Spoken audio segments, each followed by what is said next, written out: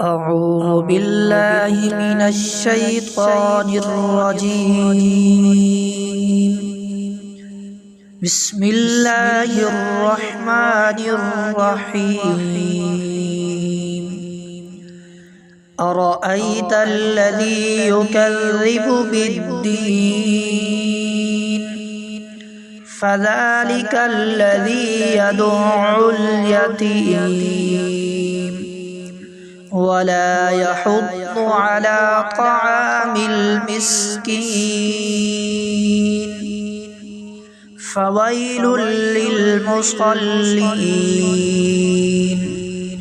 الذين هم عن صلاتهم ساهون الذين هم يراءون